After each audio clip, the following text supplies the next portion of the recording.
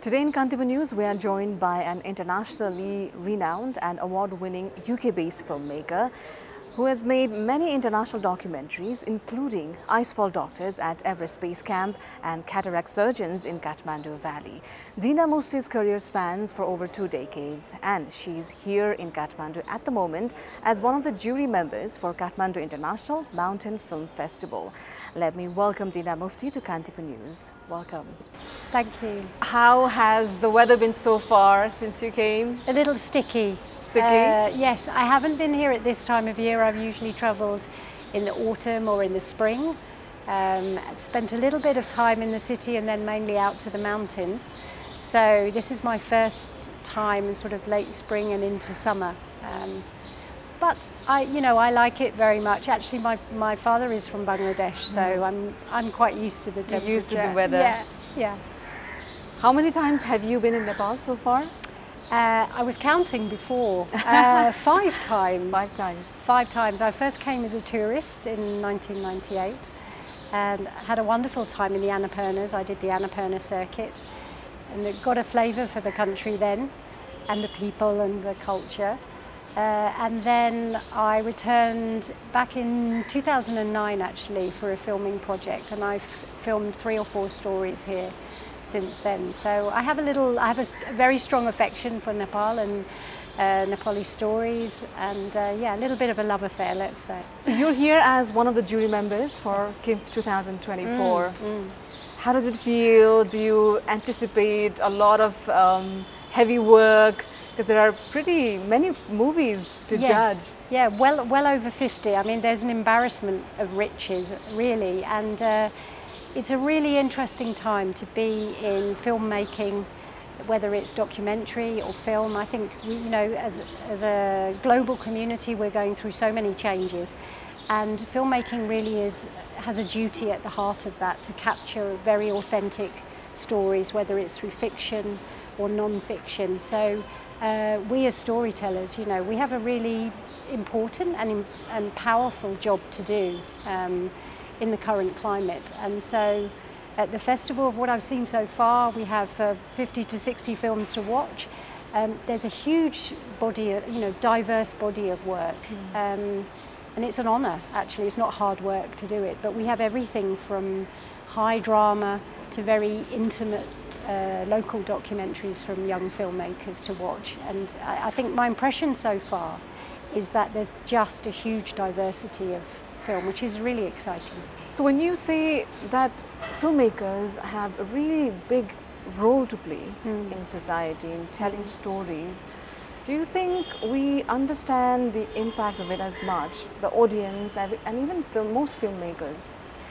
I think so, and actually, with the democratization of filmmaking through our smartphones, we're all storytellers and we all have that immediate ability to capture something so visually. So I think we all as human beings really just understand the power of visual storytelling, and I'm all for everyone having a story to tell. And I'm hoping to see a lot of that at the film festival. There are some local films that are really doing that well. You must have watched a lot of movies of this region and around the world. Talking about this particular festival, what kind of films are you looking forward to watch? Well, I can't give the game away too much, but I'm really excited by the Nepalese filmmakers because I live in the West, I live in the UK. I have travelled around the world and filmed around the world, but when we're researching stories, sometimes we don't know where to start. We've got the internet, which is great, but there are many stories, I would say, that haven't been told yet, and they can only be told by the people who have access in a country to a particular community. There's no way that someone like me could find that at a distance. So I've already gathered an impression that there are some films like that in this festival, things that are so surprising to me, and that I'm excited about, to see what the younger filmmakers are doing with that kind of access, because to capture those rare stories is really vital, I think, for us as human storytellers. I think it's a vital catalogue of human evolution and human life and how things are changing. As a jury member, what are the things that you'd be looking to evaluate the movies based on? Well, it's very, I mean, obviously there's cinematography and craft and the sound work and music and characters, but really the essence of a good film, it's the protagonist, whether that's in fiction or documentary. It's the person or few key characters that you're working with. And I think that's where the skill of a director and their team comes out, is if they can elicit a really good and rare story from the people that they're working with. So, you know, there are all sorts of budgets at hand. Some films are made more locally, others have a big budget, but I always try to look for that kind of connection with the characters as a jury member and as an audience member as well. That's sort of the key skill that I would look for. Yeah. Your career span has been of 2 decades so far. You've worked for so many renowned institutions and filmmakers as well. How do you recall when you started your career, and how has it evolved into becoming what it is today? Yeah, it's very interesting. So I was not quite one of the first, but fairly early on we used digital cameras, so that the days of film were past. The technology in the last 20 years, I think, has changed meteorically, and that enables you to film in different ways. You know, we all know about the wonderful wildlife programs that are just getting better and better because of the technology. But also, as a documentary maker, we can use more filmic techniques with things like drones, for example. Have only been around really for a few years, but it gives you a completely different quality to a film and a different perspective. So I've seen the technology change. In terms of storytelling, I think there will always be that the essential kind of human storytelling has been preserved, let's say, in the very best of ways. In terms of team makeup, that's been really interesting. I've seen more representation on screen, more women, more people from different ethnic diversities on the screen, and I'm all for that. Also behind the camera, that has changed. We need more, but I've been encouraged by that. So I've seen the rise of, you know, female directors during that time as well, and camera people and, you know, technical crew. So I wouldn't really be wrong when I say that there are very few female, especially in camera, right? There are less, yeah, but the ones that there are superb, absolutely superb. So I think great waves have been made, and there are a few projects around, certainly over the last few years, the longer term projects that, in science and natural history. There's been a big push in terms of female-led storytelling there, but we can always do with more. Personally, I think having a mixed team on a gender level is always a good thing. You know, it's an honour to go into these spaces and film documentaries. We're filming with families often, sometimes very sensitive stories, sometimes extreme stories. And if the makeup of our team is very diverse, I think that's a very good reflection of society, but also it enables the contributors that we work with to feel more comfortable and give more. So I'm all for a mixed team. As a female, as a woman, what are the different challenges that you've had to face compared with your male counterparts? I think probably having my voice heard. I don't have a very loud voice, and also I'm an introvert. So, you know, often when we're in meetings or so on and so forth, if you are the only female, and it's not just in television, sometimes it has been a struggle, certainly at the beginning of my career, to make my voice heard. As you build your body of work, then that tends to speak for itself. So that dynamic changes. So occasionally on location, in more male-dominated societies, that can be a challenge. And there may be contributors or communities who will automatically turn to the DOP, the cameraman, and assume he's in charge. And of course these guys are great, and they say, oh no, you know, Madam is in charge, so ask her the question. So occasionally those sorts of things can turn up. But I think ultimately once the cameras start rolling and people see how you work together, those kind of gender biases disappear. There are many new young filmmakers whose entry are in the festival, and hopefully many new filmmakers that are watching our talk as well. What are the things that they probably might need to be aware of, or the mistakes as a rookie that people can make that you draw from your own experience that could be helpful to them? Yeah, I think it may sound quite dull, but planning is key. You know, if you're a director or a filmmaker and editor, we're always asked about our vision, and of course you have to have a really solid vision for what you want. You have to drive your team through that creative process. Planning to the nth degree, taking your time to plan properly and communicating with each other, whether it's through shot lists and storyboards, so that all your, your team knows what your vision is. That's one thing, but also communication with the people you're working with and filming with. So I spend a long time without any cameras around and just getting to know my contributors as other human beings, so that they can feel safe and trust me for the filmmaking process ahead. So you can never get too much of a lead-in time to actually turning over the camera and filming. That would be the main thing. That would be the main thing. And hopefully you come back then with an embarrassment of riches for your edit. And I think patience as well. Patience and open-mindedness. Sometimes you set out to get a particular story and it changes. So trust your instincts and go with the new direction if you think that that's the way to go, because sometimes that's the best material, the best stuff. Yeah. You've come to Nepal often, and you have made so far 4 films here. Yes, I had to count, didn't I? Because I think it's 4. A number of really good films. Yeah. How has your experience been, and what is it about Nepal that brings you, that pulls you in for more? I think, ultimately is the people. And there are particular, as human beings we're evolved to tell stories, but I do think there are some cultures which just have storytelling run right through them in a very natural way. It's part of everyday life and culture. And the diversity of landscapes breeds different mindsets within quite a small country, actually. So it's that diversity and that colour which always draws me back, and I think where is a place that I could find a really interesting story, and Nepal is always on the list.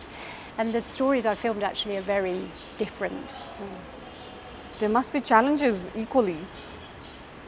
Sometimes I think filming across languages and things is interesting, because you're going back and forth. When you're doing an interview, you could maybe lose the immediacy of a reaction. But if you have spent time with a contributor, we're human beings. We're compassionate and empathetic, and you can do a lot of very good work across languages, even just by reading another person. So when you understand someone who doesn't speak the same language as you, that's really rewarding. So.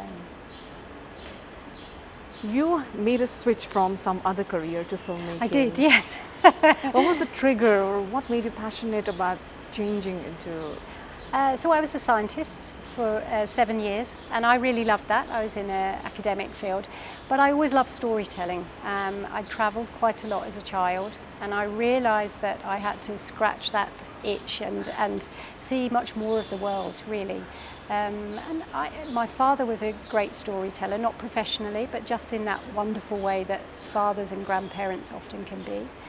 He was an immigrant from Bangladesh, and he travelled from there to the UK overland in the 50s, when the world was very different, and he would relay a lot of wonderful stories about the people that he'd met on the way. So something sort of clicked in me when I realised that I wanted to step away from the lab. What could I do? I love travel.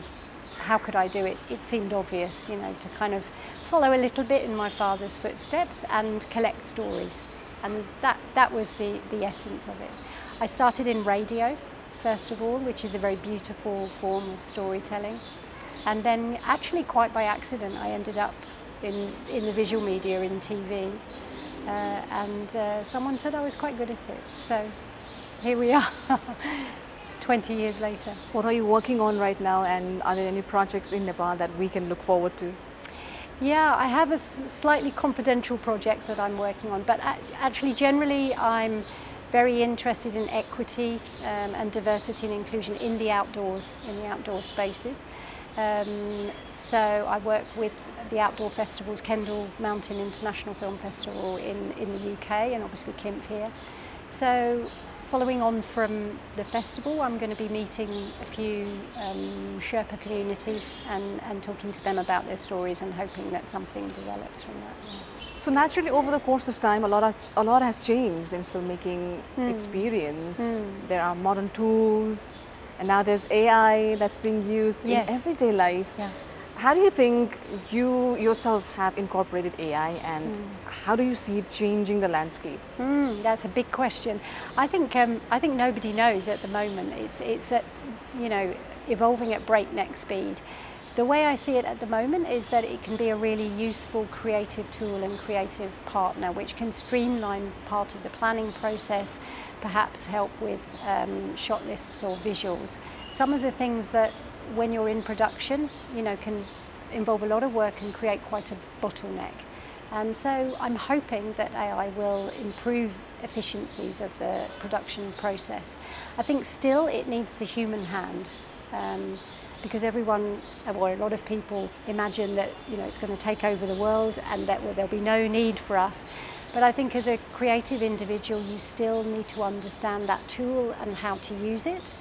And then also, once it's generated some material for you, whether it's a script or something else, again, it still needs that human touch, because at the moment it doesn't have emotion, and that's our, you know, superpower as human beings. So I'm hoping that it will offer me, it'd be like another brain, you know, a sort of creative partner. And I'm quite excited about that, actually. I also think in terms of inclusion and accessibility to filmmaking, people with less tools, less budget, may be able to harness AI in really interesting ways. So I'm hoping for the best, yes. A lot of inspiration for anyone, when we talk about filmmaking, for filmmakers come from watching movies of others, right? Yes. You do that also? Are there movies that have really touched your soul? Yes, I mean, I like some of the classics. So, you know, I like David Lean for Lawrence of Arabia, is just cinematically beautiful. I like Darren Aronofsky's work. I actually worked on a project for him. I didn't meet him, but I worked on the team that he was the producer, and I was one of the directors.